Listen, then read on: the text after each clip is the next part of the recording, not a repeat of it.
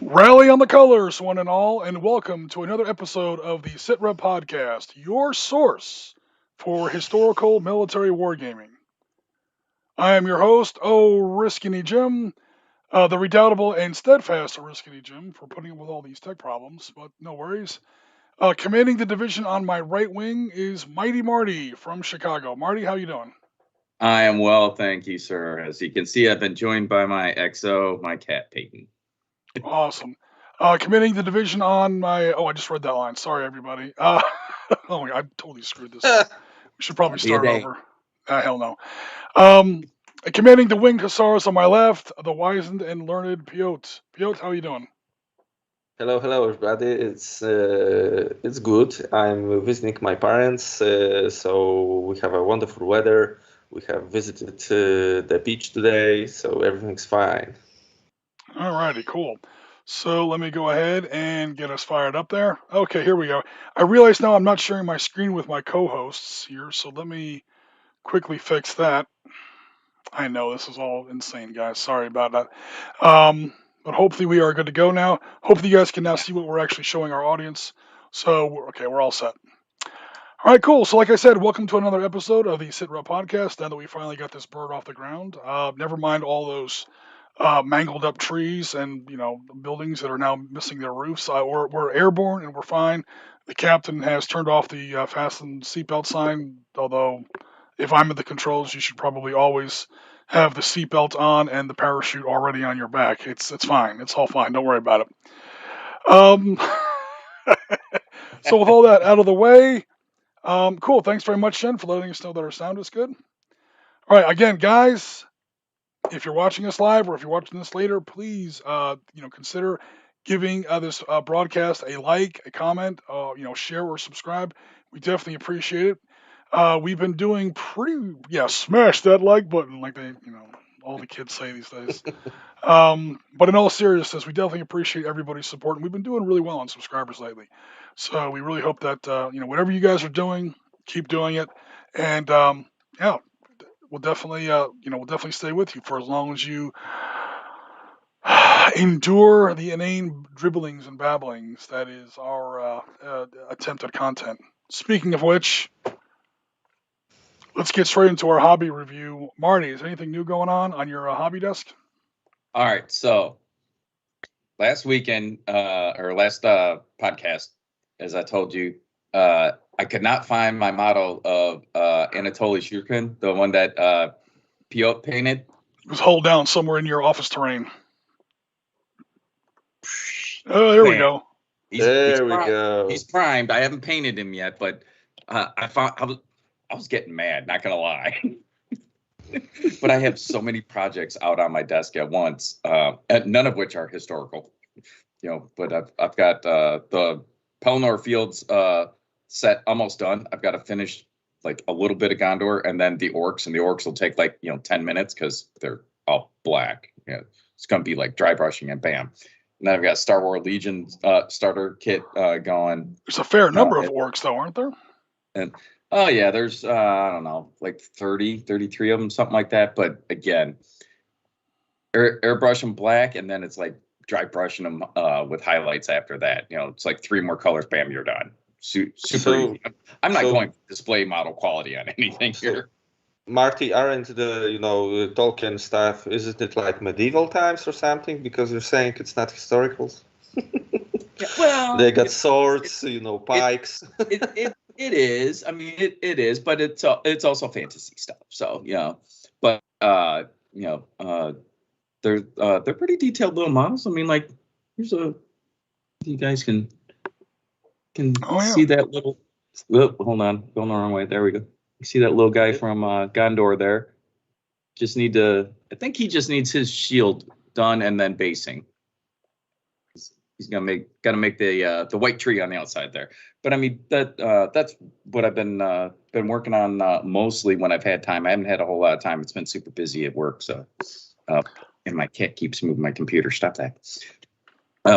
But that's what I've been working on mostly, as well as trying to get my hobby area in order. So Miniature Market had a big sale last weekend on foam cases, and I bought 6 of them. So as soon as those get here, I can start getting some of these completed miniatures at least put away, because I'm literally running out of space to put stuff. Yeah, organization is always the organization and storage. Is definitely one of the big Achilles heels. That's always my problem. I realize whenever a lot of my gaming is virtual or hex encounters or virtual and hex encounters. When I do play a miniature system, it's usually virtual. So when I finally do get around to breaking out an actual table, like old school table, and I open up, all my terrain is bashed up. It's been put in these boxes, and the boxes have been moved around 20 times. They're all skinned up. Um, it's a certain amount, like especially on buildings, corners, gutters, and the edges of the roof, and so on and so forth. You can attribute it as weathering or battle damage, but pretty soon you have to like just start to repaint this stuff, because I'm like, damn, I'm going for Ukraine here, not Detroit. So I want these buildings to be in like some kind of shape, but it's rough trying to store the stuff and keep it. Well, and like speaking of Ukraine terrain, so the buildings I made when we did the Ultra Combat Modern playthrough, those are all foam. So I have them stacked up nice and neat on a shelf up here. But if I have to transport them, yeah, they're gonna get dinged up a little bit. They're a little fragile. Not gonna lie. I mean, they look good and they're all right. And like you said, a chipped corner or something like that, not a big deal. But if somebody puts like a book on top of one of them, it could get wonky quick. Yeah, all my stuff is scratch built, so if it gets put in a box the wrong way and then something else gets put on top of it, like those little window eaves or like the chimneys or the little TV antennas on top of the modern houses, that stuff never seems to survive. Little crosses on top of churches and stuff like that. Yeah, I have a church, same thing. Cross never survives. Yep. I got lazy. I ended up taking it off the steeple and putting it on the side of the steeple. Yeah, that's just so I wouldn't lose the cross. Or the latest one I did for Trenton, I just eventually just drilled a hole in the top of the steeple, and then the steeple is almost like a toothpick or a spear. I literally just stick it in there like it's on top of a cake or a cold cut sandwich or something. It doesn't. Yep. I don't even try to glue it to it anymore. And also it makes our storage easier. When you're coming to put it away, you can just pull it out, throw it in the bottom of the box along with the church or whatever. Then you just don't have to lose it. But if it's in the box, you're usually okay. Yeah, storage is the biggest problem of wargaming, whatever you're playing. Especially, I heard that storing counters in Advanced Squad Leader is a hobby within a hobby when you get all the additions. Yeah, I was gonna say, first of all, if you're playing Advanced Squad Leader, you almost deserve what you get. But yeah. Oh my God, that game! And you guys know me, Hex Encounter. I love crunchy rule sets. Advanced Squad Leader. Especially when, like you said, Piotr, once you start getting into all the different modules, of which there were at least 50. It's not even the king of the hill. Last I heard, Panzer Grenadier was over 100. If you go to Board Game Geek and you say, give me all of the modules, and you get like this table, and you highlight it, you place it in Excel, and you count down the rows, it's literally, the rows. It's over 100. So yeah, these successful games sometimes get a little, I don't want to say too successful, but yeah, they definitely grow. And it can be a challenge to keep up with. BattleTech has something like 600 books. If you actually get into the whole thing, I've heard about some parts of the 40K universe that is like hundreds of novels, just the novels, never mind the books, to actually play the game. They've got their Black Library, and that's all lore. You don't need any of that to play the game, but it's there. Totally. There's plenty of. Yep. Okay, That's so Piotr, anything from you for a hobby? Actually, yeah, we do have a few things. In fact, I've got some stuff here prepared for it. So let's make sure this is displaying right. Is this displaying right? Let's wait for the stream to catch up with us. There we go. So I can see the Okay, it's a title. little off. It's a little off. I don't know if I can fix this. Probably not, but let me give it a try. Hopefully that will fix it a little. Give me a few minutes for the chat catch or the stream catch up with us. I'm just trying to get where you can see the whole image. Like you can see there where it's kind of cut off. All right, that didn't really help 100%, but it gets us close. Okay, so you can see it. Yeah, you just can't. Okay, so yeah, the text is a little cut off there. Sorry about that, everyone. Cool. So we started off with you had a game with your friend Eric, I believe. Piotr, how did that go? Yep. Oh, it was a disaster for Eric actually. My aluminium radio controlled French cars, so the AMX-10 chassis did fine actually, despite one being destroyed. But we had a cool game of 7 Days to the River Rhine, and basically he got really mad and sad at the same time because he bought some, as we can see in Ukraine, overpriced T80s, and they did not do their job. Actually, they lost him the game because they are, when it comes to the breaking points in each list in 7 Days to the River Rhine, I managed to destroy 2 of his mighty T80s, and boom, almost his morale of his force died. So yeah, he was really upset, and he said that now he's going to use T62s or T72s because they are cheaper. He can put more into a list and stuff like that.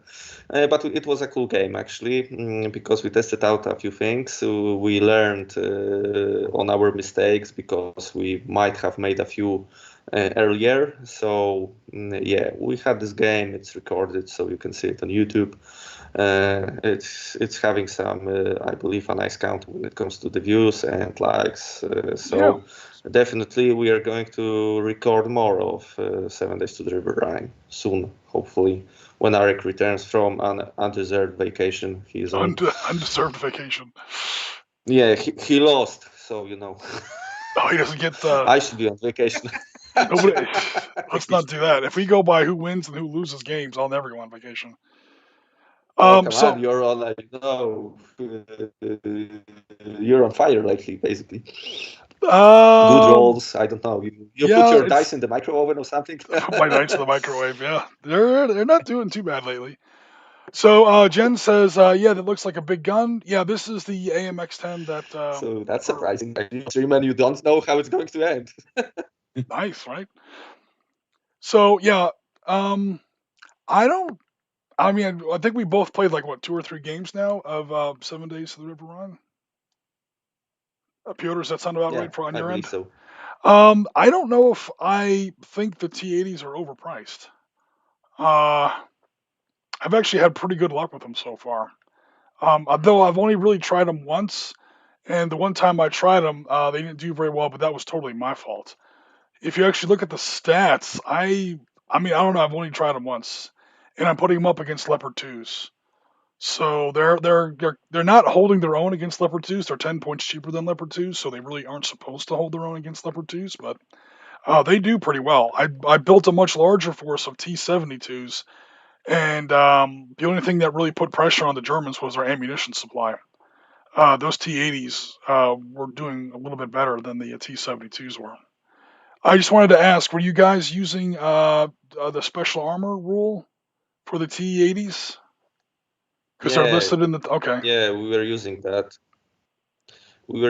But the problem is that we were playing on smaller points. So he had a few units actually that were costing a lot and had a high number of the breakpoints. So when he lost 2, he almost, his morale collapsed when it comes to his force. So he thought that maybe if he will put more cheaper tanks, he will have more these command tokens. That's the first reason.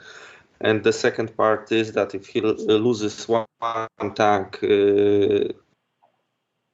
has a lower value when it comes to the breakpoint of his entire force. So this is his logic, and he wants to try this next time. They are expensive. I don't. And see if it works. I don't dispute that at all. I think they're like 75 points. They're like the 3rd most expensive tank in the game. Yeah. Well, maybe not, because there's the Abrams, there's the Leopard, and I haven't looked at I haven't looked at the Challenger yet, but the Challenger is going to be up there. All right, and then I think you were also working on a ruined building. Yeah, I did this small building quite fast because one day I primed it, and on the next day I got an airbrush and painted it up with an airbrush. So it took me like all in all 45 minutes in this little addition to the table, because I don't like to play with unpainted miniatures and unpainted terrain pieces. So finally, when I had some time, I started to work on my building collection, and I have 2 more left to do. And in the background, you can see also some Israeli infantry that I'm working on, 15 millimeter for Team Yankee, and probably 7 days to the River Rhine.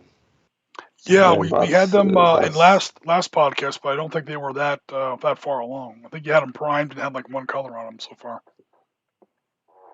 Yeah, something like that. But crazy at work, as Marty is saying, so actually not much time to do some hobby. I just don't have the time. So it's really going slow.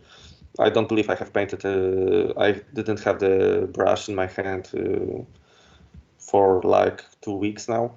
So yeah, I think I painted 15 miniatures this year, to be honest. So also, I think going by what we see in Discord, you've been doing some operational scale wargaming with Poland Defiant by Revolution Games. Oh yeah. I finally managed to crack this title open, and actually it's quite nice. I love the cheat pool mechanics on this game, so it gives a little bit of replayability and variation to how the outcome is going to be when it comes to the scenario, because there's only one scenario, so Crash Poland. Yeah, it's doing pretty. I finished this game, so the Germany won without a problem. Actually, that's because they are overwhelmingly overpowered, and this is how it was during the September 1939 campaign. Still quite nice that we managed to hold out for 5 weeks. Poland managed to hold out for 5 weeks, including the invasion from the Soviet Russia on the 17th of September. So yeah, and spoiler alert, we are going to post the first turn of the game on YouTube soon, hopefully. Yep. So you can see how the Germans are doing, at least on day 1. So on the 1st September 1939. And we are going to talk about a disputable date in history, because some people say this is the date the Second World War began, but I know Jim can trace it back to 1936, and there are even some people that would say that it never ended when it started in 1914. But I don't know if you want to go down this rabbit hole today, because then we could spend the whole podcast discussing that. If you would ask the average right wing German in Germany in the 1920s and 30s, World War II was really just a continuation of World War One. I don't know if I would 100% agree with that. When myself and others make the mention, and we're not trying to say that September 1st, 1939 wasn't the official start of World War II. I just think people need to remember there is a case to be made that World War II starts in 1937 with the invasion of China. And the reason you say that is because when World War II officially ends on the deck of battleship USS Missouri, 2 September 1945, one of the nations, Japan, is required by international law because it ends in a peace treaty. Peace treaties are by definition international law. So when you're signing the peace treaty, they don't just surrender to the United States. They surrender to Great Britain, they surrender to the Netherlands, France, Australia, New Zealand. They surrendered everyone that they went to war with. And one of the people that they were required to surrender to is China. So the war wasn't officially over until Japan signed the document also with China. China's countersigned accepting the surrender. And okay, that sort of lends a little bit of credence to the fact that the war was in fact started when Japan went to war with China. I'm not really counting Manchuria, because who even knows if Manchuria was effectively part of China in those days. I know it was officially, but China was a little disorganized in the 1930s, let's be real. And there was a long peace between 31 and 37. So 6 years there was nothing really going on. But once you hit 37, the fighting is more or less constant in China, or at least parts of China, against the Japanese until the end of the war. So, and the fact that they had to surrender to them, and then again, it's a huge rabbit hole. Let's probably not go down it, but super fast. The idea, most of what we think of when we think about World War II history comes from the first big wave of histories published, and that's led off by Churchill, like immediately after World War II. I think 1946, he starts writing his history of World War II, which is obviously an important document, but at the same time, a little Anglo-centric. And of course, Britain was the first to draw the sword in defense of, helpless little Poland. And of course, it might not actually be that way. They call it World War II for a reason. But if you disagree, everybody, put a comment in the chat, and we can definitely talk about it, or join our Discord. We can argue about it there. It's a bit of a hot take. Again, I'm not trying to rewrite every history book on World War II ever written, and I'm not the only person that thinks this. This isn't entirely my idea by any means. I'm not going to take credit or blame for that little position. Cool. So again, this is operational scale wargaming, which for some people in our community, they might not be terribly familiar with it. We've dabbled in it a few times before with, way back in the day, games like World War 2.5. And I'm interested to hear what you say, Piotr, about the chit pulling system and how it provides a little bit of replayability. Replayability is the Achilles heel of most operational war games. Like we see here with all these unit icons here, or unit counters here on the map, divisional level games. So even if it's tactical, like Waterloo, or Gettysburg or Austerlitz, it's still a tactical game. Just because there's 100,000 people on the map doesn't make it operational scale. What you're doing here is definitely operational scale. But what we're talking about is these big divisional level games. You pretty much get one scenario in the box. Gettysburg always starts a certain way. Overlord, the Battle of the Bulge, Austerlitz, Borodino, these big divisional level games always start off a certain way, and they can throw in a few extra scenarios like, oh, what if Jackson was still alive at Gettysburg? What if this? What if that? What if Blucher never showed up at Waterloo? What if he showed up early? But really, it's the same game over and over again. And these games were for Avalon Hill, SPI, other big companies back in the day, were absolutely dominating the gaming market in the 60s and 70s. And then once games like Panzer Leader, Advanced Squad Leader, and others like that, more tactical level games came out. That was the what's the word they call it now? That was the asteroid that killed the dinosaurs. As far as these old operational games, it's good to see some of them still surviving, and they're coming up with rules mechanics to make them, to overcome what I feel is their greatest weakness. But I think it's, definitely a replayability issue. Because you can buy a box of Panzer Blitz and you play it until literally you die. I mean, it comes with, a couple hundred maps if you think about it, because the maps all can fit together different ways and they always line up. They come with different counters. They give you counters that are not used in any of the scenarios. And when people used to write in back in the 60s or back in the 70s and 80s, why did you give us these counters? They're not in any of the scenarios. We want you to make up your own scenarios. That sounds silly to us today. The whole point of a war game is to buy a bunch of gaming pieces and make up your own games. That was a kind of a new idea back in the 70s. You don't really do that with operational scale wargaming, I find. Yeah, that's true, because when you think about it, you can play the Poland Defiant game without the pool cheat mechanic, and first the Germans go, then the Polish go, and then you end up with replaying the same game each and every time. And here, when you have some randomness in what you do, so for example, I saw one after action report of the game when the first cheats that were pulled were of Polish armies, so the Polish could set up a better defense line, for example, maximize the plan of the delaying actions against the Germans, and this could work.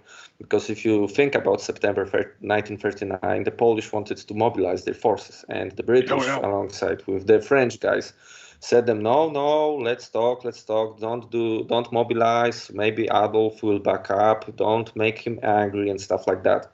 So the whole Polish plan of mobilization and setting up the defensive perimeter was actually squandered by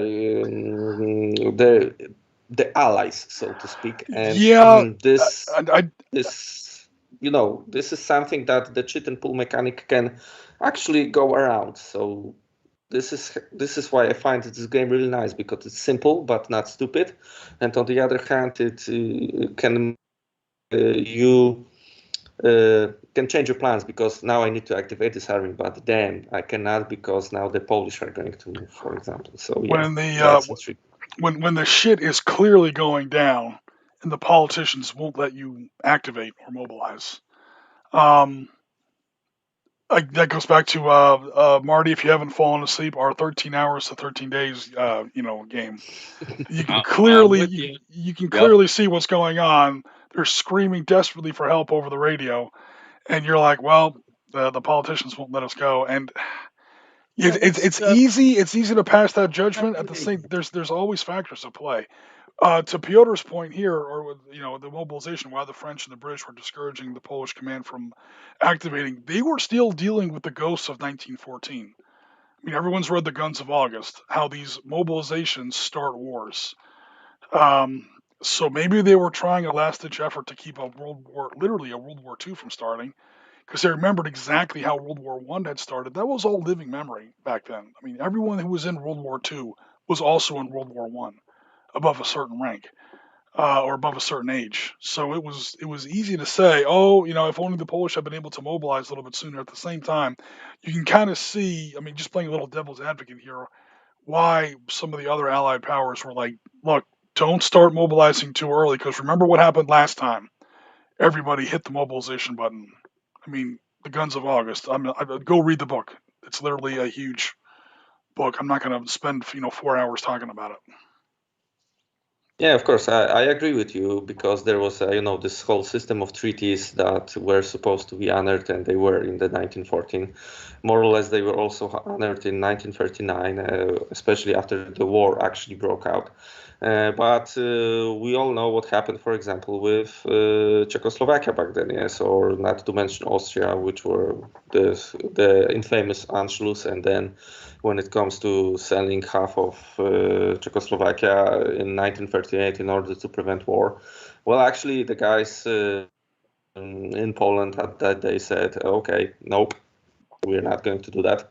And as far as a few books that I read on the topic, especially what happened in the 1930s, both France and Britain did not want to honor the treaties that they signed with Poland when it comes to helping it in a case of the attack from Germany, or, for example, Soviet Russia. I would definitely say they wouldn't. I mean, it's basically an insurance Yeah. policy. I mean, it's insurance against something happening to your house. Then something happens to your house, call the insurance company and watch them all of a sudden get very slow in getting back to you. They're happy to sign a piece of paper and take your money. They definitely don't want to pay it out when you actually need it. I would very much agree with that. That's true. Well, but that's actually part of Poland's to blame. On the other hand, because when Pilsudski was still alive, so this guy that won the 1920 Polish-Russia war, and he's so to speak the architect of the Polish independence after the First World War. So he was provoking the Germans. So he was increasing the number of soldiers that Poland can have stationed in the free city of Danzig or Gdańsk in Polish, and so on and so on, because he wanted to take out Hitler before he will arise into power. And sadly, actually, when we talk from our perspective right now, they did not catch the bait and allowed things to happen as they did. But it was a risky plan on his part that did not work out. And after being 123 years without a country, they did not want, speaking from the Polish perspective, to give up half of the territory or all of the territory in order to sustain peace and be without a country for another, I don't know how many years. No, you're not supposed to do that. Your neighbor is not supposed to. I mean, this is Czechoslovakia. We're going on way too long about this, but super quick. You're not allowed to use the Sudetenland defense, and that goes for the 1930s, and that goes for 2022. You're not allowed to point at your next door neighbor and say, some people in your backyard speak my language, therefore this part of your country is now mine. That doesn't go for Sudetenland and Czechoslovakia in 38 and 39, and that doesn't go for the Donbass in eastern Ukraine. Yes, a lot of those people there were ethnically Russian. They were, anti-NATO, anti-EU. And when 2014 rolled around, that presidential election shook out the way it did, and the first thing the guy says is, we're joining the EU. Yeah, shit hits the fan, but that doesn't give the neighboring superpower the right to say, okay, well, we're just going to come in and take over, because that's literally where we are now over there in 2022. It's that. I mean, by that by that definition, I'm living in Cuba right now. So or New York or Quebec. So let's not start going by that parameters. Tuffy Years, Yeah. thanks very much for joining the stream. Ben Johnson, thanks very much for coming out. All right, so we got a pretty good audience today. Let's move forward because we don't want this to take all day. So for my hobby, very fast, I'll blast through it because I don't want the stream to take too long here.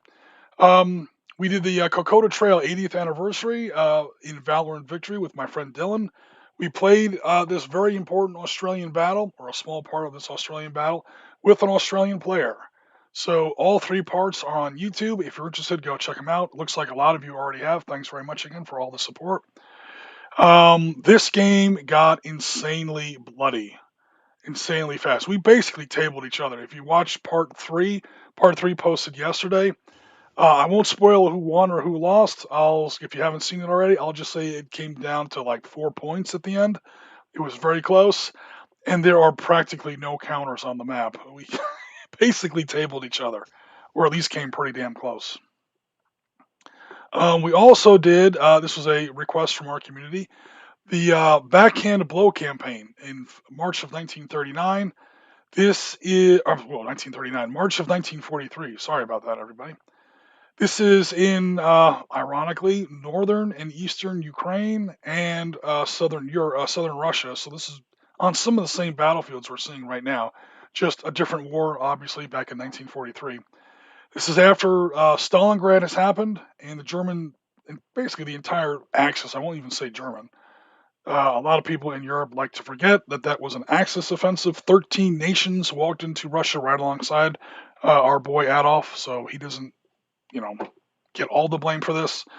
But as Stalingrad fell and the Axis left wing fell apart, including Italians, Romanians, and a whole bunch of other countries that had forces in there, and as that kind of collapses, and the Russians are just pouring through this huge gash out of southern Russia into eastern Ukraine, one of my favorite World War II generals, Field Marshal Erich von Manstein, launched a series of counteroffensives into the Russian flanks and later on their rear that was able to cut off these rampaging spearheads and stabilize the situation in southern Russia and eastern Ukraine a little bit. This was one of them. This was the forward edge of the Grossdeutschland Panzergrenadier Division, hitting elements of the 69th Army, a whole bunch of other forces.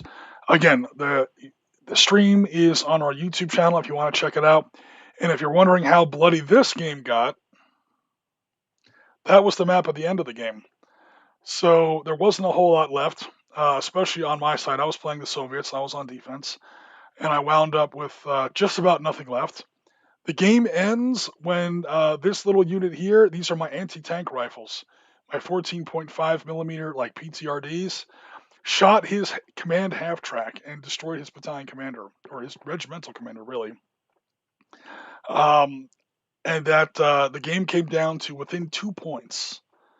Yeah, the score was 56 to 54 or something like that. So again, that's on our YouTube channel if you want to check it out. So we had 2 really, really good games this week. Really close, really tight. Came out with nice historical results and a very, very thin margin of victory.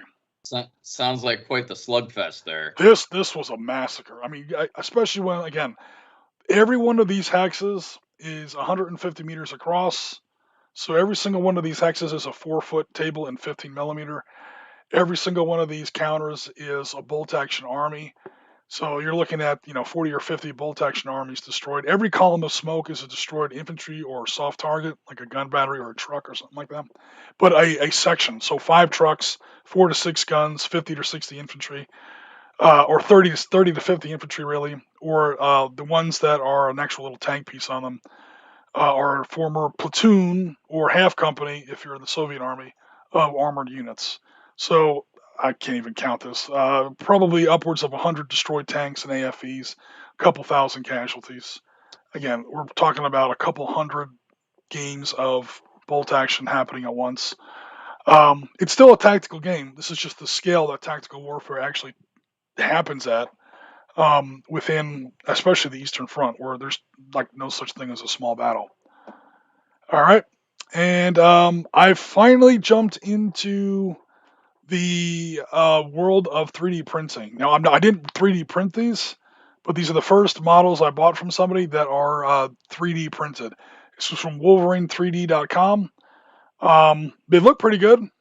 I don't know if they are because I don't know anything about 3D printed miniatures. I'm going to sand them down, clean them up, obviously. I tell you what, the price was definitely right. So again, if you If ever they look good, then they're right. I'm gonna have to. I'm No. just not sure about like how shiny they are and like speckly they look. I'm pretty sure that the priming will take care of that when I hit it with the black priming. Yeah, I was gonna say you give it a quick sand to knock down. Sometimes there's a little bit of residue, so you'll see a little bit of that speckling on there, and Right. that's like just a particle of resin that was floating around, probably in the cleaning tank that got stuck to it. Oh, okay. And you can knock those off real easy. And then, like you said, once you prime it and paint it, most of that stuff goes away. As well as, let's face it, these are all vehicles for war games. Yeah, totally. There's going to be some wear and tear. There's going to be some weathering. It all blends in the end. And as you said, can be a very economical choice for getting some of your stuff. Oh, these were cheaper than a Flames of War mini. So a Flames of War tank will cost you $10 a shot before shipping. This was $8 per vehicle with free shipping. So it wound up these were about half the price. And I've got some 600 grain sandpaper. It's basically like rubbing it with a sheet of construction paper. It's like really, really fine sandpaper. So yeah, I'm going to hit it with that to kind of smooth out a little bit of that, especially around like that rounded turret face and that glacis. And I'm going to take a knife and I'm going to very carefully thin down those gun barrels. The main gun, which are supposed to be 105 millimeter M68s. So the gun is the M60. I should say the tank is the M48A5. I'm going to paint them up as Magog 3s for IDF because now that I have 7 days to the River Rhine, hey, I finally have a 15 millimeter tank game that I actually, can play on the scale and the size of the battle that I actually, kind of enjoy. So it's time for me to bulk up my IDF. So Piotr, me and you might be building up 50 millimeter IDF in parallel. I'm just aiming at 67 and 73 wars as opposed to more modern stuff. Yeah, that's cool. I'm doing my force for Team Yankee, of course, because that's what we play around here. So I'm not going to lie that I'm doing it for some historical battles that actually took place. Yeah, nothing against Team Yankee. It's just in order to have a good Team Yankee game, you just have to set up a bigger table than I can often do in my house. Because my house isn't that big and my dining room is only so size. So for me to set up a 6-foot table, let alone an 8-foot table, forget an 8-foot table. For me to set up a 6-foot table is actually kind of tough sometimes. All right, and I also made a whole bunch of new friends this week. This is probably my highlight of the last couple of weeks. I went down to Dust Creek House Gaming Club in Fort Lauderdale. I finally got my dumbass down there. There's an active gaming club within. I always complain I don't have any opponents. There's an active gaming club like 20 miles away, and I've never gone down there. So I finally got down there, and I watched a game of Tactical Command run by Michael Ritchie. It portrayed a spearhead of the 10th Panzer Division. That's part of Guderian's 19th Motorized Corps, hitting the British flanks and rear, kind of as they were trying to consolidate some sort of a defensive bridgehead, so to speak, near Calais and Dunkirk. Of course, we all know what eventually happens at Dunkirk. So this was definitely a fun game. I mean, I wasn't playing in it, but it was fun to watch. A great group of guys. Thanks very much, everybody, if you're watching, for the warm welcome. I know some of them have joined our Discord. I suspect some of them have now subscribed to our channel, but I'm not sure. It's in 15 mil. I think it's a system that he's come up with himself, and it was pretty detailed. It wasn't like, okay, like even Team Yankee or 7 Days to the River Rhine. It was like, okay, you fire your tank, you hit my tank. Was it what facing? Oh, it was a turret or hull. Okay, what was the angle? And at the same time, they had 6 players and they got through the whole game in about 4 hours. So it was detailed but not slow. So that was actually pretty cool. Yeah, he had a whole bunch of I think it was 15 millimeter miniatures. And also, I am getting ready for some Naval War live stream tomorrow. So yeah, I'm breaking out Naval War. That is naval dash, you have to put the dash in there, naval-war.com. That is, okay, here we go. Designed by my friend Hendrik Jans Samensbergen. I really apologize if I didn't say that name right. Hendrik Jan Samensbergen. This is the guy that I was working with way back in 2017. He is a bona fide naval warfare expert. A lot of people, especially in wargaming, like to call themselves experts in certain fields, or even call each other experts. Now, this guy's the genuine article. This guy knew more about the American Naval War in the Pacific than I did, and he's from the Netherlands, so I'm not quite sure how that happened, but he definitely knows his stuff. And he designed this game. It's free to download. You do have to join his website, but it doesn't cost anything to join his website. And it's not one of those fake cost nothings like, oh, sign up here, just put in your credit card number. I promise I won't charge you anything. No, it's legit free to download. At least the rules and the cards and the playing aids and the charts and all that stuff like that. Of course, you do have to come up with your own miniatures, but the game is scale agnostic. You can go, like I got 1800 here, 1 to 1800. You can go as high as 1 to 6,000 if you want to even come close to any kind of visual like ground scale. But it's a lot of fun. I just have to kind of relearn the system because I haven't played it since 2017. Full disclosure, I have to completely relearn this system so I can play it live on camera tomorrow. So looking forward to that. What we're doing is the Battle of Savo Island. So yeah, I figured that after we did the big American victory over the Japanese at Midway, we owed the Japanese a victory. Battle of Savo Island is one of the great all-American ass kickings. I mean, it's one of the worst days in the history of the U.S. Navy. The one cruiser commander that survived the battle wound up shooting himself in a Honolulu hotel room next year because he was being found, culpable, not culpable, but at fault for some of what happened that night. It was a bad, bad day. It was probably the worst day of World War II for the American Navy besides Pearl Harbor. So we'll see if we can change history a little bit tomorrow. And that's pretty much it for me. Our community has been busy. Oh, we got some more past games. Okay, so our community has also been busy. John Sowerby is working on some stuff here for War of the Roses. Looks like he's got some cavalry. I really like the banner here. And of course, the basing. I like how the basing isn't just like a tuft of grass and some pebbles, like you see with a lot of figures. And by that, I mean my figures. But I was going to say, I feel attacked, Jim. Yeah. Oh, Rasmus, we just got done talking about you. But in a good way, I promise. Okay, so let me catch up here on the chat here. I just bought a 3D printer, says Stuffy Ears. I'm waiting for it to be delivered. All right, yeah, let me know how that works. And also be prepared to get my order because I'm going to start. Oh, no, I'm just kidding. I do want to say that before I bought those 15 millimeter Magaks, I did call our friend Chris Long and ask him if he had access to those STL files. So I'm trying to give business. It's 3dmodernminiatures.com. Marty, is that correct for Marty? For Yep. Chris?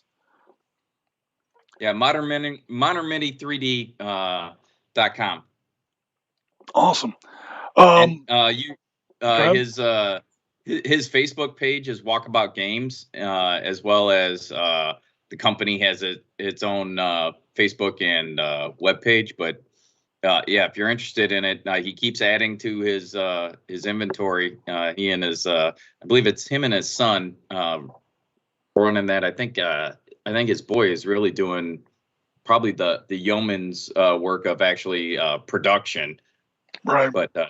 But yeah, no, I think I was their first customer. I was their test customer, so to speak. He's located in Canada, and I'm right outside Chicago in the Midwest here. And I got a bunch of Afghans from them. Came in, they were great. We're able to ship them without them being damaged. He does, at least for miniatures. I don't know about vehicles. I haven't bought any vehicles from him. But for I bought 28 millimeter miniatures from him. He ships them with the supports on, so that way your gun barrels and whatnot don't break off. Nice. So pro tip on that, and this is one that I got from Chris, because I'm like, well, how do I deal with this? All you got to do is soak them in hot water for a minute, and then it will soften those up, and you can literally just peel off the supports. You might need to do a little bit of cleanup where it attached to the model itself, but for the most part, it just peels right off. So yeah, these Magocks that I bought recently, I showed a picture of them a second ago. They're only supposed to have 105 millimeter guns, and those guns look like Soviet ISU 152s or something, And I think he just makes them a little bit thicker like that, so they don't break in shipment or anything like that. They come out sturdier out of the printer. So I'm probably just gonna have to, take a knife and carefully, shave that down a little bit. But yeah, awesome. Best of luck. That might be challenging because because they're resin, they're not plastic, so that resin is much harder than regular plastic, as well as it can be brittle sometimes. So go easy, my friend. I will, but I'm pretty sure these are plastic. Really? They seem lighter than resin I've used before. Maybe it's new kind of resin. Yeah, maybe. But they're plastic. But they felt like That'll plastic. be much easier. Cool. All right. So, like I said, our friend John Sowerby's been working on some more of the Roses Cavalry. Again, I love the banners. He's also got some footmen on the go here. I think he says the project is complete, so we'll see if these guys wind up on the table soon. He's also kit bashed some different kits together to create a Bug Queen for Starship Troopers. So I think he got something from, I don't really remember, something from 40K. Obviously, he got like an alien queen or an alien warrior here, and he sort of like glued these different creatures together. I'm sure once he gets it all primed the same color and painted, it's going to look awesome. So yeah, would you like to know more? Yes, we would. Let's go on to the next thing. Yeah, very interesting progress there. Cool. He's got some very good French and Indian war tables that he posted recently. So here's more of an open battlefield. This is probably like the kind of fighting you'd see up at the Fields of Abraham around Quebec, 1759, the battles of James, or the battle singular of James Wolfe, and then some more continental stuff down in what would become the United States later on. I don't know if this was supposed to be Fort Necessity. Probably not, because I don't think Fort Necessity was anywhere near this sophisticated. With a little tower and a little redoubt up here, a little. Yeah, that's a nice looking fort he's got. Oh, the fort looks great. I said, if it's trying to be Fort Necessity, it almost looks too nice. Fort Necessity was like a bundle of sticks, because Washington was really he was a major fighting for the British. This is obviously before the Revolution. Yeah, he got pinned down out in the Ohio territory somewhere, and he was like, oh shit, let's quickly build some some firewalls around us just to keep the Indians out, and it didn't really work. Spoiler alert. And then we've got another one of our newer members in the community, Mr. Volcanoes 22, has been designing his own World War II naval warfare game. So apparently, World War II naval gun battles are the project du jour in our Discord. He designed it to play on virtual tabletop. So, we see how it looks like here in more of a 3D setting. And then he actually did an actual historical engagement, the Battle of Samar Island, which, if you're not familiar with it, guys, check it out. Look it up or whatever. It is truly one of the David and Goliath episodes ever in naval history. A handful of American destroyers and destroyer escorts, which are basically frigates. They're basically small destroyers, are up against. Good grief, man. I can't remember how. At least 3 Japanese battleships, 6 or 7 heavy cruisers, a whole bunch of light cruisers. How those guys survived is amazing, to be honest. I won't go through the entire Battle of Leyte Gulf, of which Seymour Island was a part, but it is truly one of those battles that you're just like, how the hell did those guys, First of all, how did any of them survive? And number two, how did any of them, or how is it that all of them did not win the Medal of Honor? Because for those of you who don't know, a destroyer escort weighs about 2,000 tons. IJN Yamato was there, weighs 65,000 tons. Fully loaded, she weighs 72,000 tons. One of her gun turrets weighs more than an American destroyer. And only the heavy ships in the American fleet here were destroyers. A lot of them were destroyer escorts, which are like baby destroyers. So there were half the American fleet, one of their ships weighed less than just one Japanese gun turret. It's madness, and yet somehow the Americans pulled it off. They didn't defeat the Japanese force like by sinking all their ships, clearly, but they chased them away, and they held it off from what they were going to do, which was to sink MacArthur's entire landing fleet down in Leyte Gulf. How that happened is, I mean, they've literally written libraries of books on this battle. So he's tried it here in his system. It looks great.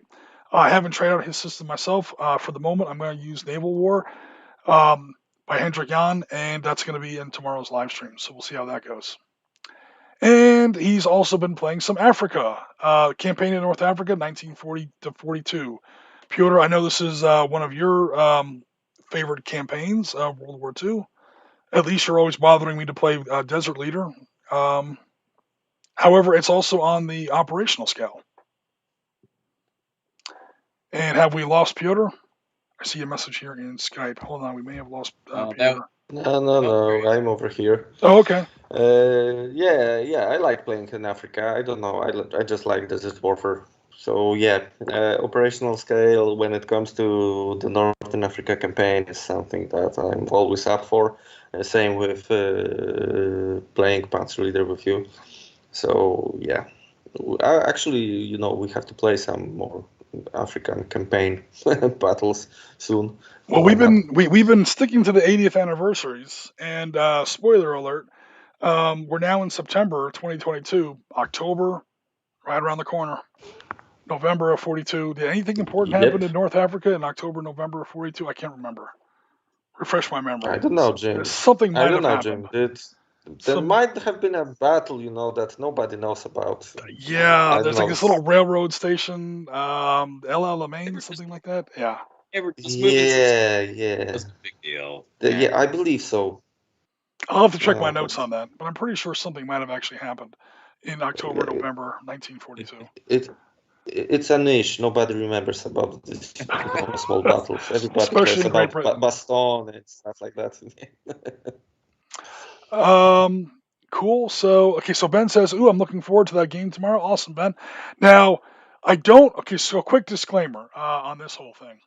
I don't have the right miniatures. My 1 to 1800 naval collection is pretty limited. I only have like maybe 30 ships total. So I don't have all the right miniatures, and I am relearning this system because I haven't played it in 5 years. So tomorrow's stream it's still going to be fun, but if I make some rules mistakes or if the ships don't look exactly like the ships that were there historically, I have the right types of ships. I have the right number of heavy cruisers, light cruisers, and destroyers. But if you look at the ship and you know about this kind of material and you're like, hey, that's not HMS Quincy or USS Quincy, that's not USS Chicago. I apologize. We don't have the right ships, but I can see some Dark Star up north. Yeah, so here you go. Yeah. Now, in all fairness, if I was doing this game virtually, I would have the right ship silhouette, or not silhouettes, the right ship deck plans, and I would have the game table scaled correctly. However, you know what? Every once in a while, you do have to, I don't want to say have to, but you do want to just play with, little toys. It doesn't always have to be in a computer. It's a lot harder to do it on a miniatures table, especially a live stream. But at the same time, we want to actually, have miniatures on our channel because a lot of our people, a lot of our audience actually likes that. So Rasmus says, I hope to see it live. Awesome. Thanks very much. Tough Ears, you may have wait. It's already 4 days past due. Oh, it sounds like my latest tobacco shipment for my pipe. I was supposed to get it like 2 days ago. I still haven't seen hide or hair of it. Not so happy about that. Please list the links in the info. What links are we talking about, Jen? Are we talking about the links at navalwar.com? And cool. I might put that in there. That'd be good. It's naval-war.com. You just have to put the dash in. That's the only thing you have to remember. Hard and brittle. That's 3D prints for you. Yeah, says Rasmus. Yeah, it sounds like he definitely agrees with you. And Rasmus also says 42. That was a bit of a year. Yeah. So if like we've done it a couple times now. We've done the 70th anniversaries between 2009 2015. Then future they were actually very considerate of future generations in a cynical way. If you're interested in wargaming anniversaries, as soon as you run out of World War II anniversaries, you're into World War I anniversaries with 1914 to 1918, and then when you're done with 1918, the years end in 9, and you're ready to start the next round of World War II. But if you're doing 80th anniversaries, 75th anniversaries, 70th anniversaries, yeah, any year that begins with a 2 or ends with a 2 or a 7, you're going to be busy. And we're in the summer and fall of 1942 right now on the 80-year cycle. And yeah, we're literally spoiled for choice. We're going to completely ignore Stalingrad. Spoiler alert. Unless people really request it. Because I spent all of 2021 up to my ass in Stalingrad with the Valor and Victory publication. I'm good on Stalingrad for about a decade. I'm not going to lie. So it's all good. Of course, if the community, wants to see some Stalingrad stuff, we'll do it. But we're coming through those. Guadalcanal, El Alamein, Torch, Stalingrad. These are all happening at pretty much the same time. The end of 1942 is kind of the apex of World War II as far as different areas that were going on. And to wrap up hobby, I know we spent way too much time on hobby. Dylan has been working on some War of the Ring. These are his Abercon Guard, if I'm saying that right. I don't know anything about War of the Ring or Lord of the Rings, so Marty, help me out here. Does that sound familiar? Yeah. Those are some good-looking dudes too. Fine work, Dylan. Fine work. Yeah, yep, those are those look pretty fancy. Look at it. He's got some good detail on there. I like the deep shadows in the folds of the fabric. That Yeah. might look a little exaggerated in this photo because he's got it really zoomed in, and I've got it puffed down to the sides of our display here. But on a table from 3 to 4 feet away, that's going to look epic. Yes. I was gonna say, yeah, that's how you can show the contrast at arm's length, if you will, because a lot of times we get that miniature right up to our face and we're painting it and it looks great from 6 inches away, but we don't play it 6 inches away. We don't look at them 6 inches away. So then you do something like this where you push the contrast, dark shadows, really bright highlights. And when you put them on the table, you're like, oh, now I get it. Otherwise, they just kind of blend into themselves, which is the challenge when I paint like any of my modern miniatures because I'm painting them camouflage. I was gonna say that happens to my tanks. Turns out that shit works. Yeah, I literally lose track of where my T80s were because you guys have seen my tables. My tables can get kind of dense. I'm usually in southern Germany. There's a lot of woods in southern Germany. Deal with it. But I put a lot of trees and bushes and hedges on the table, and I put this T80 in there, and then I look away to the camera, I look away to the rules, I look away to my card, and then I go back to the table. What the fuck was that thing?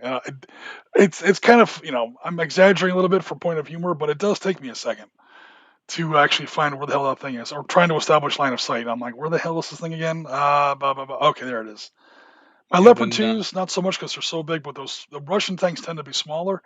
These little Russian tanks, you drop them in some terrain, and it's tough to find them. Yeah, when we did the Ultra Combat Modern game, I was playing the Russians, and they were all in a house except for 2 of the guys, and I had them out in front of the house in cover. And Dan, the guy I was playing with, saw me place them there. I mean, he was there, but literally he forgot about him because he had a bunch of dudes to move because he had like 18 miniatures to my 5 because I had a little recon team. So he's moving all of his stuff and he forgot about my guys, and they just blend in. Like I said, that stuff works, and that was the one way I was able to start getting shots off on him is because that wasn't in his tactical considerations at all. He thought I had everybody in the house still. You break out the tape measure and you're moving your figures and you yell out reaction fight and you're like, from where? Yeah. He was like, dude. Wait, what? Yeah, right here. These two dudes. Camouflage done right. Yeah. Here we go. And then, of course, because it was an overwhelming force that was coming at me, I ran away as quickly as I could after I made my shots. Oh yeah, you shoot and scoop. Get out of there. All right, so that pretty much wraps us up for hobby. Again, everybody, if you want to be part of the show, so to speak, the link to our Discord is in the description of this video. So by all means, join our Discord if you're not already a member. Put some of your hobby in our video, and we'll try to get it in our next podcast. So yeah, we look forward to that. That pretty much wraps up.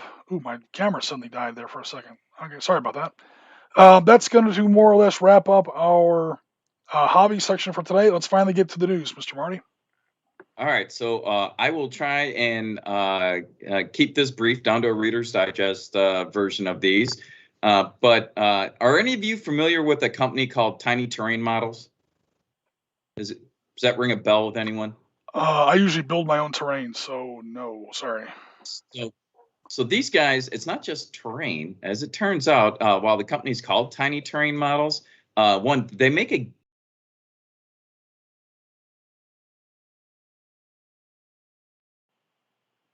figures in the past, and what they're working on right now is a set of 28 millimeter figures for Northern Ireland.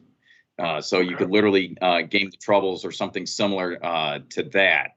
So if you've got a game system that's amenable to replaying that type of a scenario, they're putting together some Provos with AKs and some Constables with SLRs and pistols, as well as they've got a Army dog team. Now, it looks like Tiny Terrain Models kind of been on a hiatus, if you will, for the past couple of years. I'm not familiar with the company. I just ran across them in my hobby feed in Facebook. So I'm like, oh, awesome. What's going on with these guys? And looks like they're coming back. They're relaunching the company and their lines as we speak. And the owner of the company has stated in there that he is going to begin working on the company full-time in November. I'm not sure how you can order this stuff right now, though. Their webpage is down. The link on their Facebook store is not active either. But if you're interested in that, I would say, go to Facebook, look up Tiny Terrain Models, and keep an eye out for more announcements. The models are pretty nice looking, so check them out. Yeah, I was looking at the link that you sent earlier. It looks like a lot of stuff from like the 1922. I'm sure you could also use it for 1916 Easter Rebellion. So yeah, that kind of stuff. Awesome.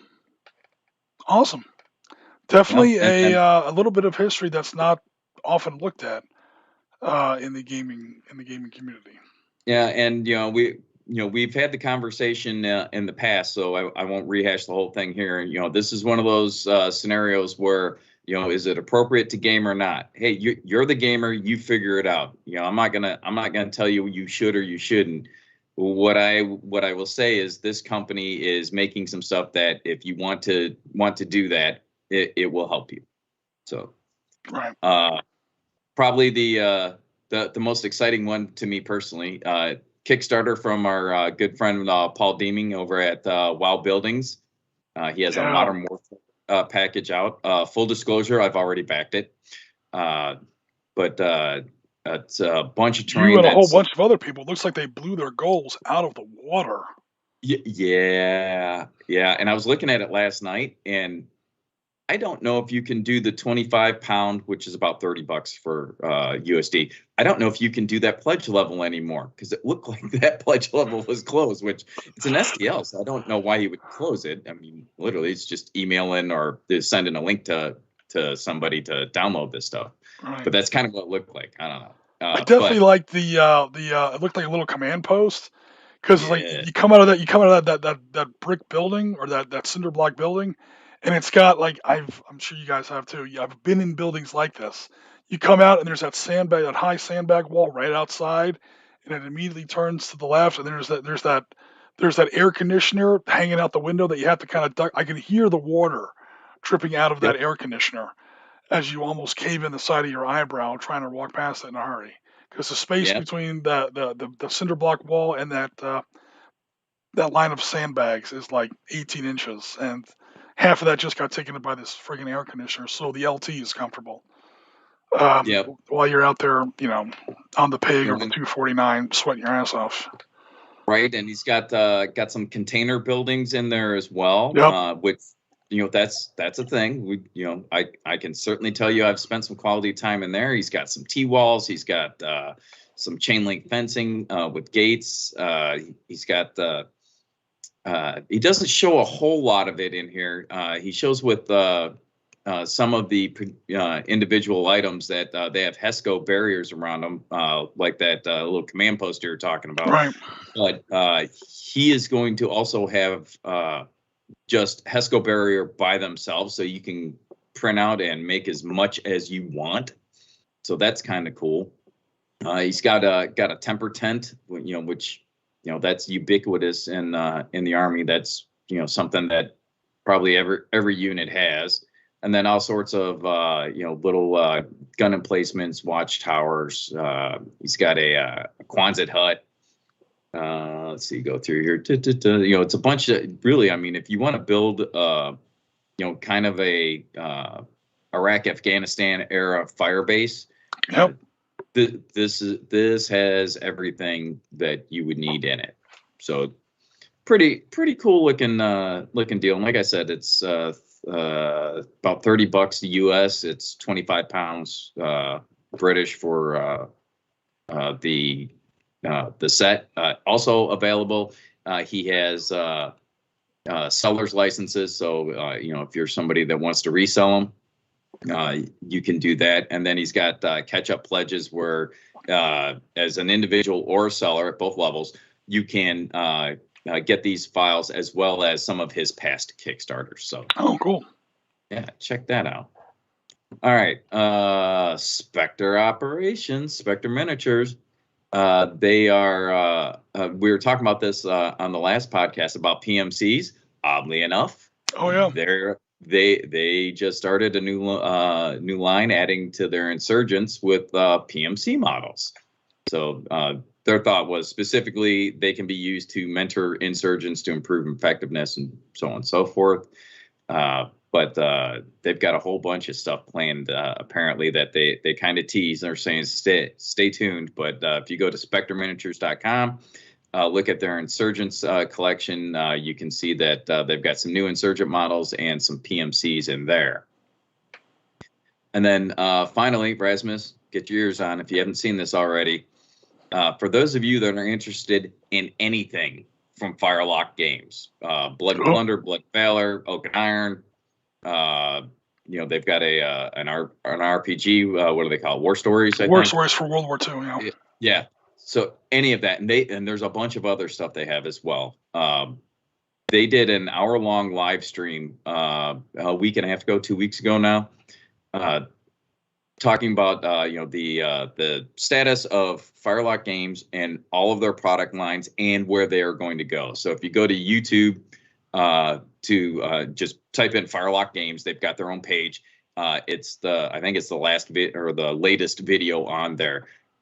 But they have so much stuff that they shared. So again, if you're into any of the Firelock games or interested in what they might be doing here in the future, go check that video out. As well as those of us that backed the Raise the Black Kickstarter, they are looking to begin shipping any day now. So again, Rasmus, me and you got to get together after we get this assembled and painted. And you say that they kept their stream to an hour or less? And it was at 1 hour exactly. See, we spent an hour just on our hobby.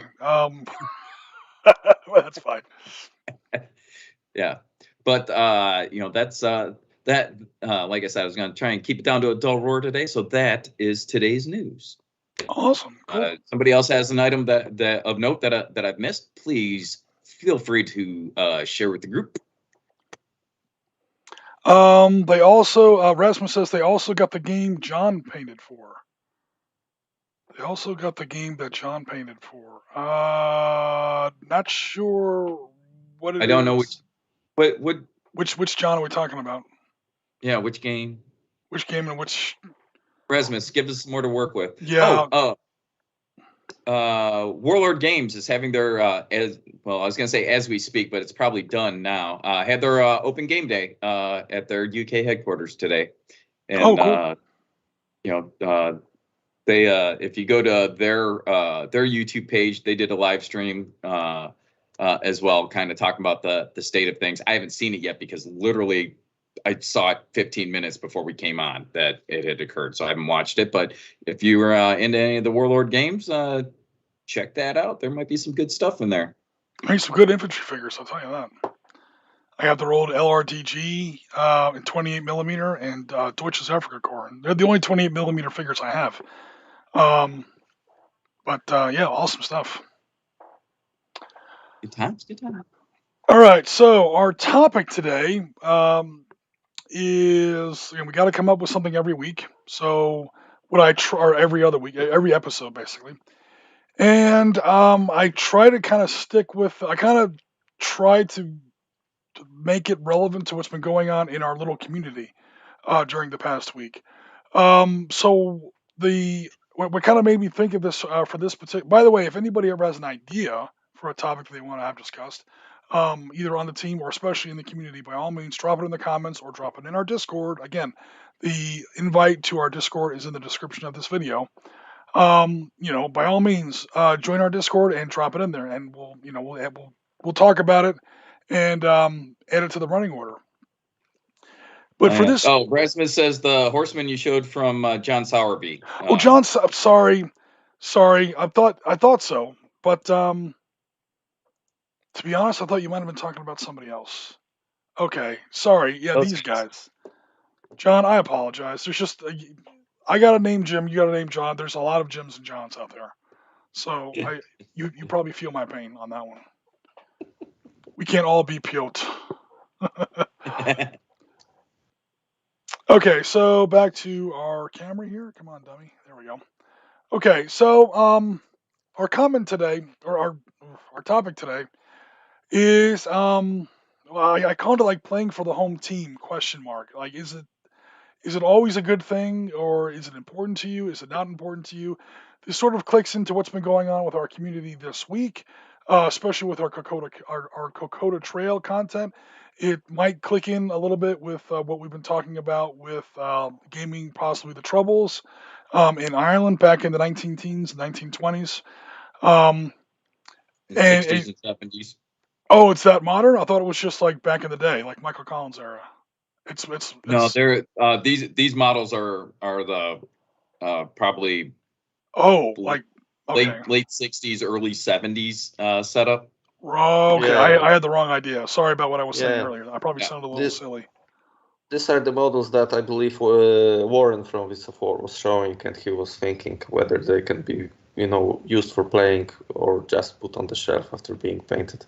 So this actually adds up to our today's topic, I believe, in a way. And finding the appropriate game system to do something like that, because that's a very kind of different kind of warfare. That's force on force. The rule system might not be the complicated part. It's just whether or not you want to do it, or whether or not your player. I mean, my position on this stuff has been clear. If it's happening today, go for it. It doesn't bother me at all. I know not everyone feels that way, and that's going to be up to the individual player. So Well, we're not quite hitting that, but it's kind of adjacent. It's kind of, Right. okay, once you've made up your mind that you want to play a certain scenario or something like that, is it important for you to play your side? If you're an American, do you have to play the Americans? If you're a German, I've known people like this. If you happen to come from Germany, do you want to play the Germans? History be damned, or modern Germans in Team Yankee setting, or something like that. So late, what kind of brought this up to the top of this weird slushy stew that is, my brain, is lately we've been doing a lot of Guadalcanal and Solomon stuff. Because it's August, September 2022, 80 years ago. We're at sort of the start off of the Solomons campaign. Pacific is one of my favorite parts of World War II, and the Solomons campaign is definitely my favorite campaign within the Pacific theater. So every 5 years, Oriskany, just put it on your calendar. Oriskany is going to be going back to the Solomons. First Marine Division, Guadalcanal. That's literally where it's at. Um, Now, every time I game, publish, or produce content for this theater, it literally never fails. I get at least one or two people in the Australian part of our community who either comment, complain, bitch, whine, scream. It's a sliding scale. Some people just make a polite comment. Some people literally start to complain about how we don't focus enough on their nation's campaigns. Why don't you do enough about what happened in Borneo? Why don't you do enough about Kokoda Trail? Why don't you do enough about other parts of New Guinea?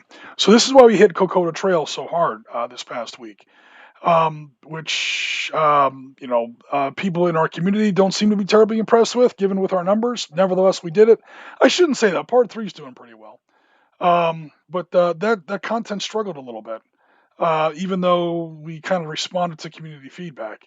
But maybe I was responding to too small of a segment of the community. I don't know. You guys tell me in the comments.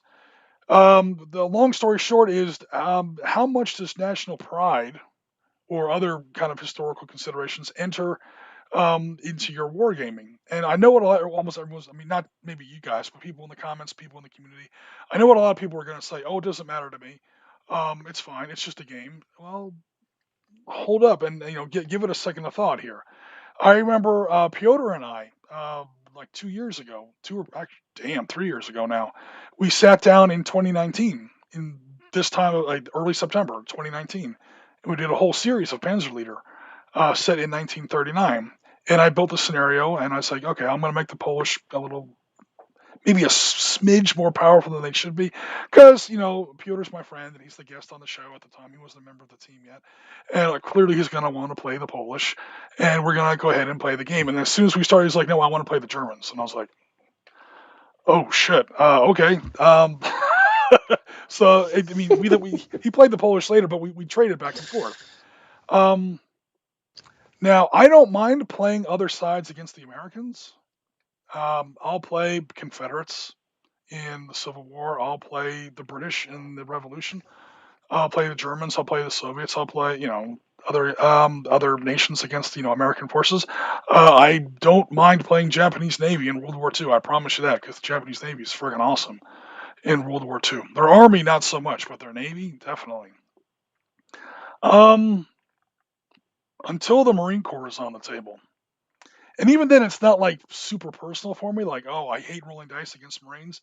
I hate, imagining, killing Marines or anything like that. It isn't like that. It's if it's a live game, because I mean, a lot of my gaming is solitaire, so I have to play against myself anyway. So I have no problem, rolling well for the Japanese and shoveling a whole boatload of Marines off the beaches of Tarawa. It doesn't like bother me personally. But if it's a live game, if I actually have a live opponent, I'll usually ask to play the Marines. And I often lose, and that's okay. But literally every live game, or even solitaire game, really, ever since I started doing this in a public forum. So Bella Wood, 1918, Guadalcanal, Tarawa, Iwo Jima, Okinawa in the Pacific, Chosin Reservoir in Korea. We did in Panzerleader. Operation Starlight, Way City in Quezon in Vietnam. A bunch of different systems there. El Kafji and El Jabber in the Gulf War, And also, we did in battle group on video. Check it out on our YouTube channel, Kuwait City for the Marines in Gulf War. And in Valor and Victory, we did Fallujah, Second Fallujah in Iraq, November 2004. So I've always played as the Marines, and so I don't claim to be immune to this. And I was just wondering if other people in the community had, or if you guys had thoughts on this, or if you ever kind of felt this way. If there's ever a faction or even a unit, like maybe even a unit you used to belong to, if it appears on the table, you want to play that unit, or you don't want to be in that game because you used to be in that unit, or if there was any kind of thoughts you might have on that. I think for me in particular, one, I'm kind of a rookie in gaming, and I like to play skirmish games in particular. I like that level of game, and I lean towards what I know, right? And what I know is I was in the U.S. Army for 27 years, so that's kind of where I go, just because doctrinally that's what I'm most familiar with already. I don't have any grand moral opposition to playing another force, but I'm not as familiar with their doctrine and tactics. Although the game system should, regardless of game system itself should sort itself out on that. So as long as you're operating within that, then you can go. I guess it depends on the game. Most games, I'm not saying that you have to know how the German army works in World War II to actually play the Germans well, but a really good game, if you know their doctrine and tactics and then you employ them in the game will usually reward you for that. So you can actually have fun. And I've had players who didn't know much about World War II, and then they just got to really like a certain faction because they did well with them on the table. And then they would read a book because now they're interested, and they would either find something on YouTube or find a book or a magazine article or some online reference, something like that, and start reading about the real life, history behind some of these battles, and they're like, "Holy crap, that's exactly what I did." And again, that depends on the game, that depends on the scenario. So I guess it depends on what you're playing with, whether or not the familiarity with the tactics and doctrine is. It's never yes or no, you can or you can't. But I'm sure it can't hurt. It depends on the game system. I'm sure some games it doesn't matter. Yeah, I wanted to ask Marty, when you start talking about knowing the doctrine, if you are trying to play along with the things that you know and put it within the mechanic frame of the game, or do you just stick with the mechanics of the game and do not apply the doctrine that you were trained, drilled, and used for 27 years within a given game system? So I will tell my dogs to shut up. I will often lean on my own. He wants to be on the podcast. The look of death in his eyes.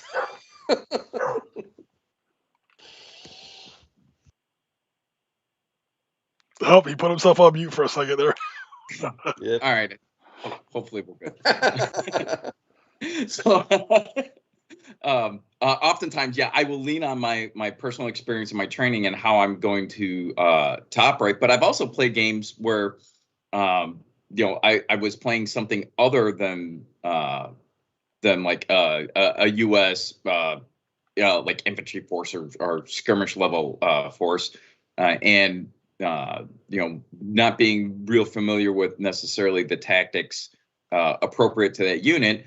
The game mechanics itself are what I lean on, and it's still fun, still have a good time. It's just I think people, human nature is you lean into your strength kind of thing, and that's where I go naturally is to, okay, I already know how these guys operate. I know what they do.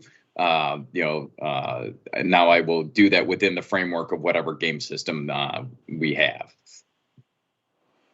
I definitely I definitely like playing like Germans, Israelis, Americans, American Marines. Usually the outnumbered force. Not in the Pacific. The Marines were always had the numerical edge in the Pacific, but battles like Vietnam or Korea or Fallujah, the Marines are always outnumbered there. So we have to be careful and set up your fields of fire and your fire lanes, pin down the enemy, send in a maneuver element, carry the assault on in. So doctrinally, yeah, I understand that part. I also like playing the Syrians in Israel in Yom Kippur, or the Egyptians, or as Rasmus can probably attest, the Soviets and Manstein's backhand blow. He's got like 3 stacks of tanks ready to shoot at me as I counterattack, and I go to overrun him with one of my stacks. I declare overrun. He says I declare opportunity fire. All my tanks die. I move in the next stack of tanks. Declare overrun. Stack of tanks 2 on his side declares overrun. Another stack of my tanks die, and then I say attack number 3 because I've got like 6 more stacks of tanks. And I love hearing it in the opponent's tone of voice, or if I'm playing with him, like that moment when he figures out I'm going to run out of firepower before he runs out of tanks. And you're just, Yep. there's a certain amount of rush. It's kind of cold blooded because you're literally just killing your own guys by the hundreds. You're just like, just go forward and die, go forward and die. It's like wave after wave after wave. And then right about the time the opponent says, I can only take opportunity fire 3 times, and he's got 5 stacks of tanks. Those last 2 tanks, stacks of tanks. So that last like 40 or 50 tanks is just going to run roughshod. You just want to be one of those last 40 or 50 tank commanders. You don't want to be in that first 30 or 40 because. So first you're happy because you have a target-rich environment, and then you're not so happy because you don't have enough bullets in order to destroy them. It's literally the alien horde game. You're literally just like, yeah, they're all dying, and you're watching that ammo counter tick down, and they just keep coming. It's a little bit of a weird power rush. I'm sorry, Marty. Go ahead. We had a very similar experience when we played the Rourke's Drift game. I've got 4,000 Zulus, and I could not get over the damn wall. Yeah, but eventually you're going to. But I kept sending them. Eventually you're going to. I didn't run out of dudes. I ran out of turns. Don't worry about taking casualties. Yeah. The Syrians at Valiant Tiers, you're going to lose the first literally 200 tanks before you even get a chance to shoot. It's just going to happen. And that might get depressing, but just remember you've got 500 more tanks after that, and he's got a total of 45 tanks on that ridge. Yeah, and we're getting to eventually. Well, it was kind of frustrating as a player because hey, I want to go in here and I want to do some stuff, and as the game went on, particularly in the back half of the game, we were able to get up to the wall. We never got inside the compound itself, but we were able to get up to the wall. And at the end of the game, when you look at the victory conditions as well as the kind of the historical result, we were pretty close to the historical result. Yeah. So I guess it was good. Historically, they got in the walls a few places, but they didn't stay. They didn't hold any positions inside the walls, to my knowledge. Yeah, because I pushed him out of the corral and made him bunker up, and then I just couldn't get over that wall to get to him. So Dennis Cross has joined us in the chat. Sorry, Dennis, we're catching up on the chat here. He says, I'll have to check out Warlord's webcast to see if they covered any new stuff for Black Seas. Awesome. Rasmus says he enjoyed the Kokoda Trail content. It was easy to digest in those chunks. The videos were fine. I think again, this is what kind of made me think about it. Like, okay, same game system, Valor and Victory, same player, Jim Oriskany Oriskany Jim and Dylan. In fact, if anything, better. We have better microphones, better graphics, better sound. Our production value has actually gotten better since we did this before. But same game system, same format, like 30-minute chunks, same everything. Valor and Victory in Mogadishu is one of our most successful videos ever. It's closing on 2,000 views, which is a big for our channel.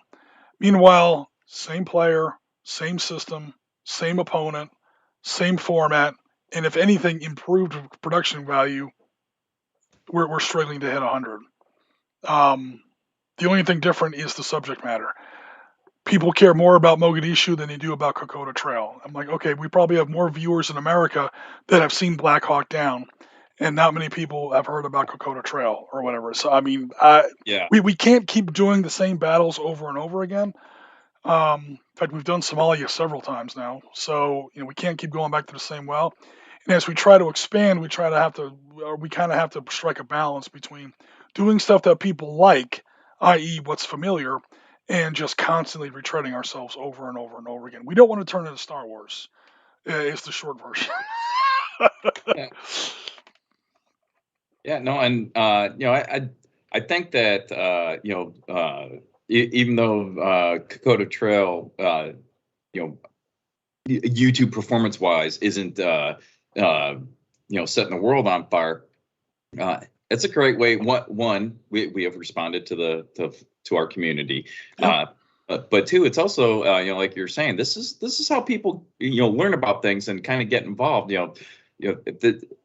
Everyone knows that World War II happened, but they don't know everything that happened in World War II. Oh, God. So hey, here's a little battle that isn't talked about a whole lot. Here's this engagement over here.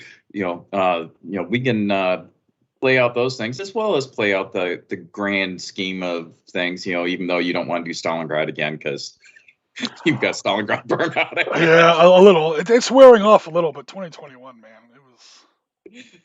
I think I played like over 200 games of Valor and Victory in Stalingrad in play testing or whatever, just trying to get those scenarios bounced in 2021. So it's going to be a while before again, unless the community asks for it. Yes, but it's quite interesting. Oh yeah, Stalingrad is interesting. Go ahead. No. I'm talking about the Kokoda Trail because many people, when they think about the Pacific, it's like Pearl Harbor, Midway, maybe the Battle of the Coral Sea, some Okinawa and stuff like that. But Kokoda Trail, who cares about that shit? So basically, well, I'll tell you who cares. Australians. That is Gettysburg in Australia. Yeah, but the map wasn't upside down, so it doesn't count. Maybe that's why we're not that's what happened. That's what I did wrong. Hits on the video. I forgot to flip the map upside down. Yeah. Okay, I did flip it on its side. I should have kept going. Only went 90 degrees, not 180. Yeah, but what I'm trying to say is that our videos are actually, or your videos basically, are showing the stuff that is not so popular among many people. So they, as Marty is saying, on the other hand, they are educational because people are starting to read on, this Kokoda Trail. So there was a battle over there. Let's check it out, and maybe they will find something out. So it's getting those small battles that are often neglected in the wider picture, so to speak, is what makes this channel really interesting, in my opinion, actually, because how many times do we want to read, and replay, for example, the landings in Normandy, and everybody does That's my only kind of beef with the World War II gaming community at large. It's like, yes,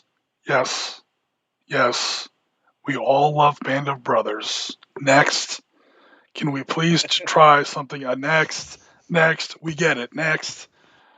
How many times are we going to see German versus American paratroopers in an unnamed French village? Yes. Next.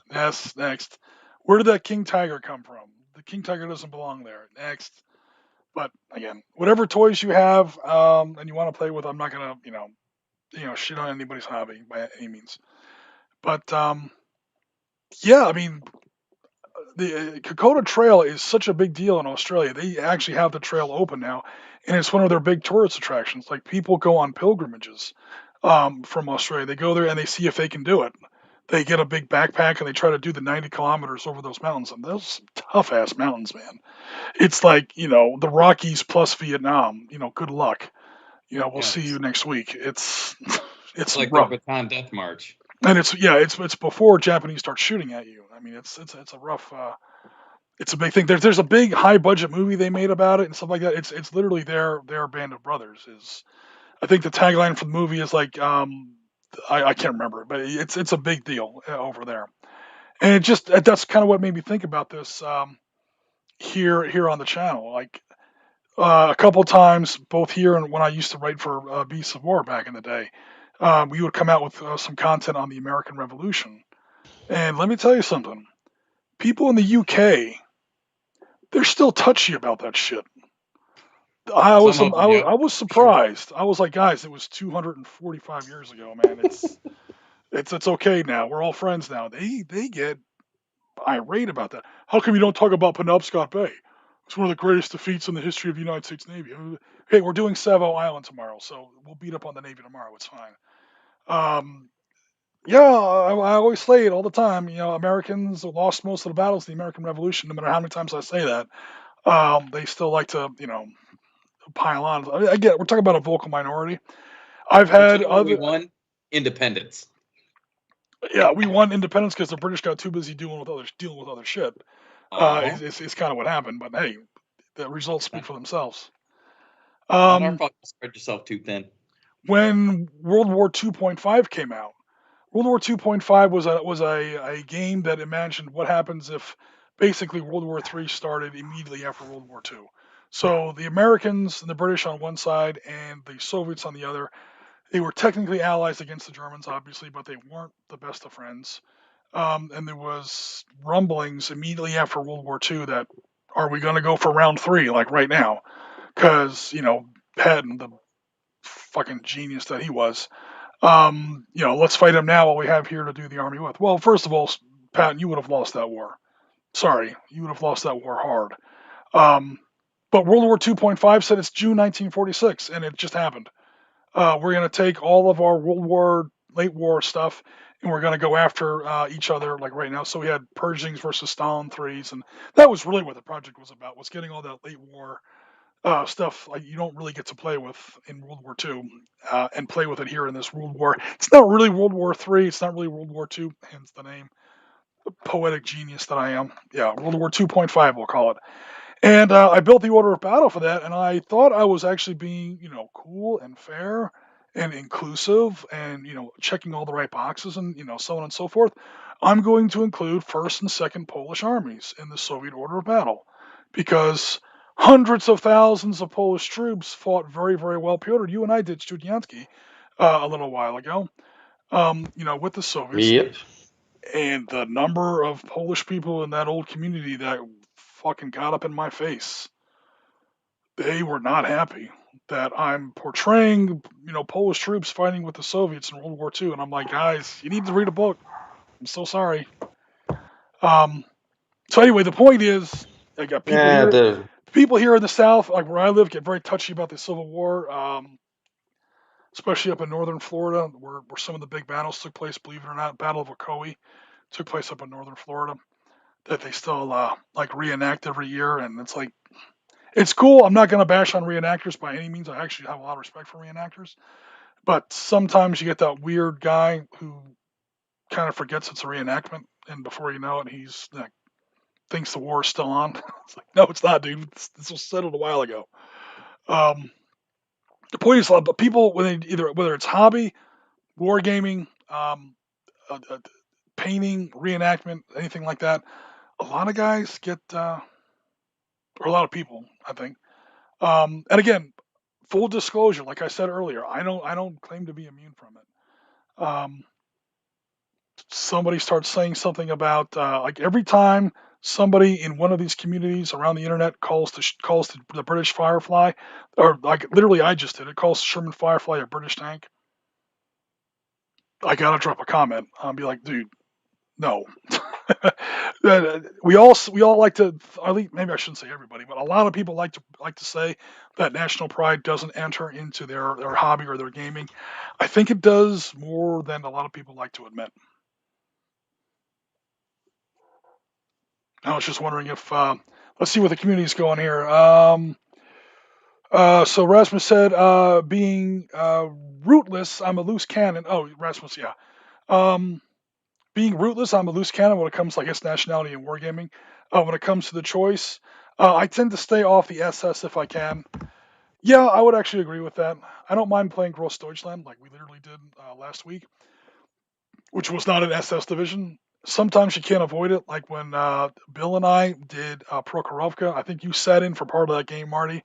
Um, yeah, there's three SS Panzer Grenadier divisions there. You can't get around it. So you just kind of put a little disclaimer in the front of your video and you hope for the best. But we actually got away with that one. I think we had like one guy in the comments get pissy about it. But yeah, sometimes politics does enter into the gaming, no matter how much you try to have it stay out. Rasmus also said, historical game. If you're using the historical order of battle, it is what it is. Yeah, it is what it is, and it was what it was. That 80 years ago, we didn't say send those guys.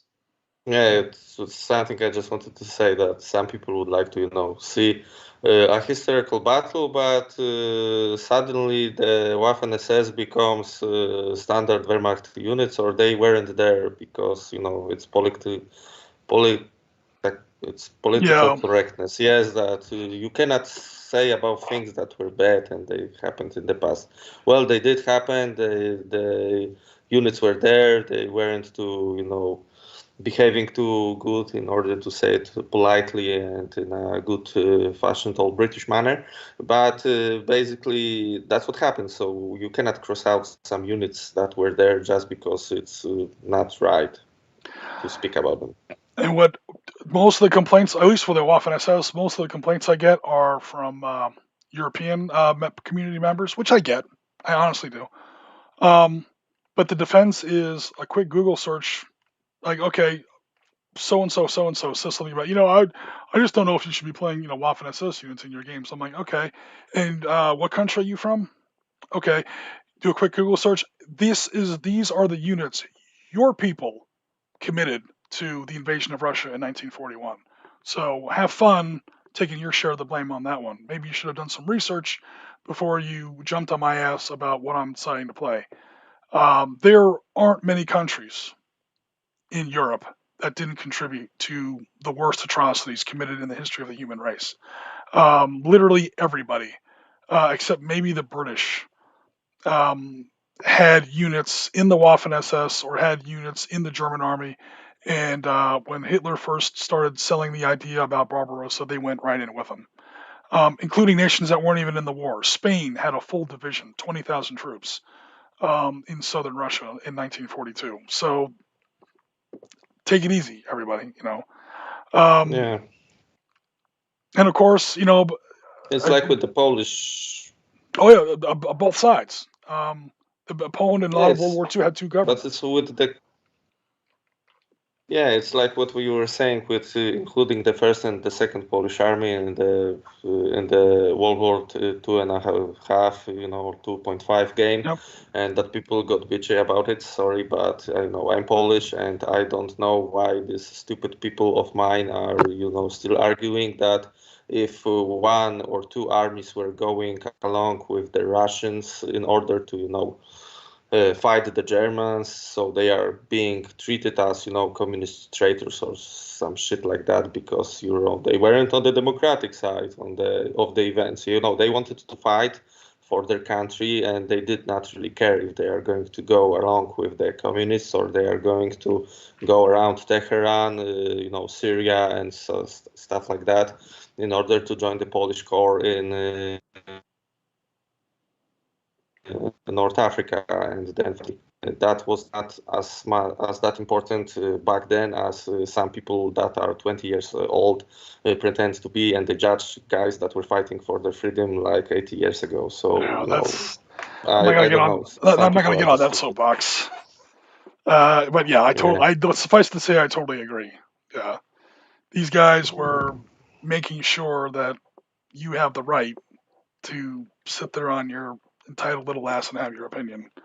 The people that you're criticizing, but that's probably a whole thing I probably shouldn't like get I said, I think that and Jim, you addressed it as well. I think it's human nature that you probably lean towards the home team a little bit. It's what you're familiar with, for a variety of reasons. Whether it's just that's the only history I know from school, so that's the one I'm most familiar with. That's the experiences that have been shared with me by family and community members. That type of stuff. So I think that a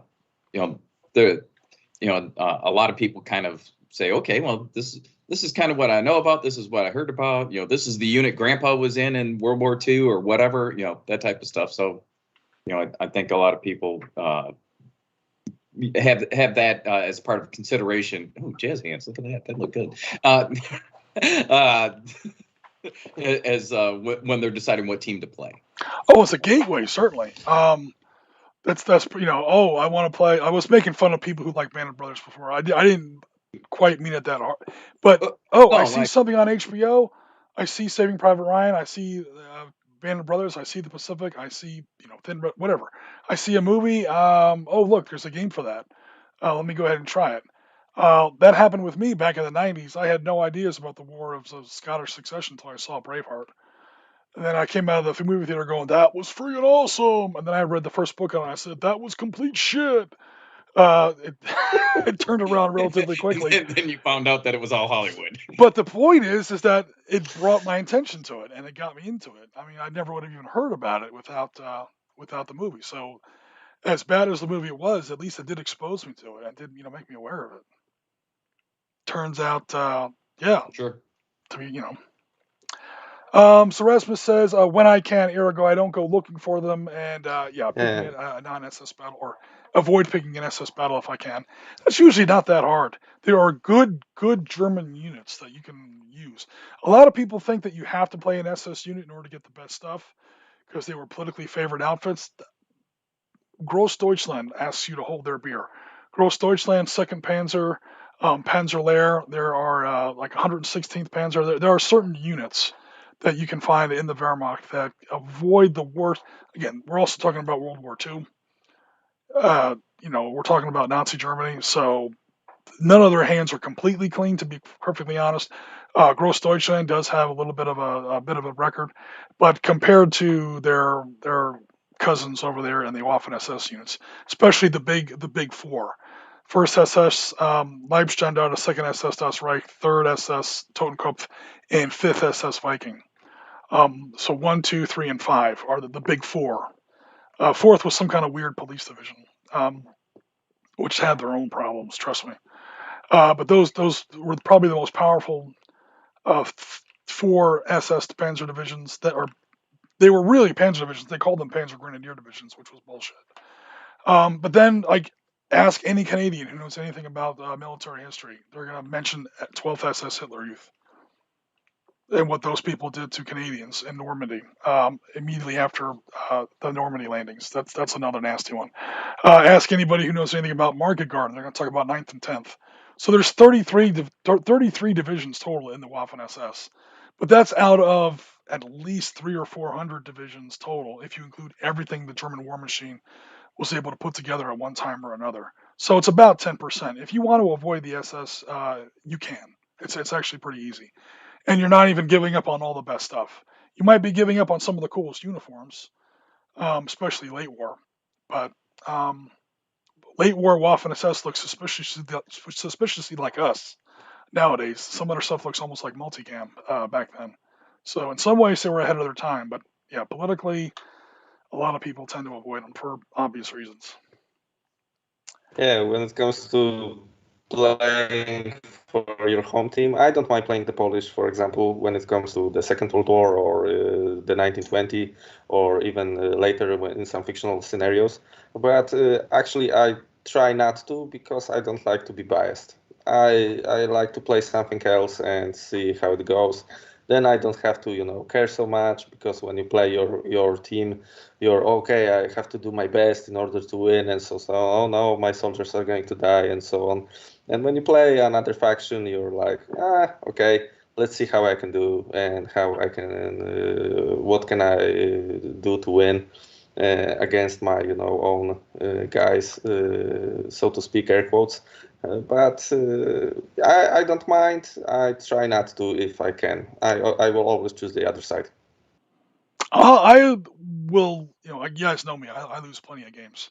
And I'll almost be I don't mind playing against the Americans, like I said, but when I play the Marines and I wind up losing, I feel like I owe someone an apology afterwards. I'm like, I got to make some calls, especially since it went out live. And some of these guys might actually watch our channel.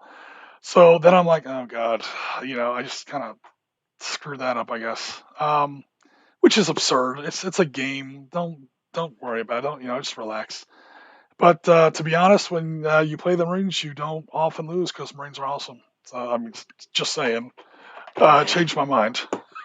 Look at that eye roll from Marty. Holy shit! He rolled his eyes in the back of his head on that one. No. All right, guys. So we've been rambling now for quite a while. Anything else going on? Are we? Any other comments or questions, or are we ready to wrap it up?